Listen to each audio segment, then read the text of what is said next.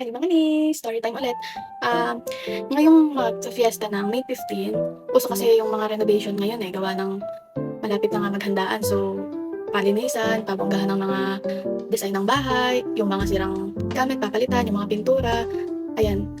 Tapos, ma-share ko lang na sila mama, na pagawa din sila nung uso ngayon na PVC daw, yung panel.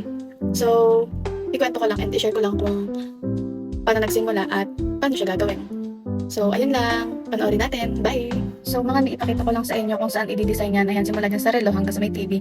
And papunta na nga kami yan sa Builders, sa Olivares Plaza. Tagaytay po yan. So, ayan, kasama ko si Peanut, si Mama, tapos si Kuya yung driver, tapos dyan namin sasaka yung PVC. Tapos, ayan, paliko na kami dyan sa gilid. Tapos, dyan na kami dumaan kasi medyo traffic pa, kumiintayin pa namin. And then, ayan, dire-diretso lang.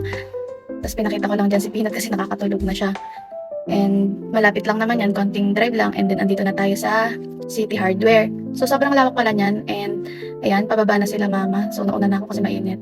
So ito na yung entrance, hanap lang kami, tapos nagtanong kami, nagpa-assist kami kung saan daw. So diretso lang daw.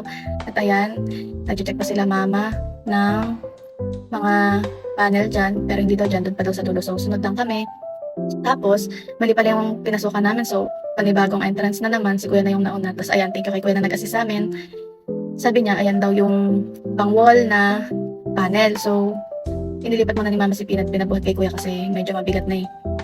Habang nagtitingin-tingin si Mama dyan, nakahanap na siya ng design. Ayan, chine-check niya kung tama ba yung color na pipiliin niya, kung maganda ba sa bahay, kung babagay ba. And eto naman si Peanut, ginawa niyang playground ang Builders. So, ayan, takbo-takbo siya dyan.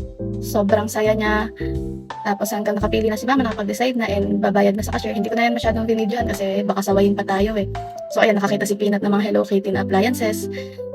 Ayan, and pinakita ko na yung resibo. So ikakarga na po yan sa Bukyo para may uwi na sa Anuling. So ayan, sa Mendes po yan dadalhin. And parang hirap na hirap sila kuya, itatali pa kasi nila yan eh. And ayan, dito na kami dadaan sa highway kasi kanina doon sa bypass. So dito kasi patag yung daan. Kaya ayan, pinakita ko lang, on the way na kami pa uwi.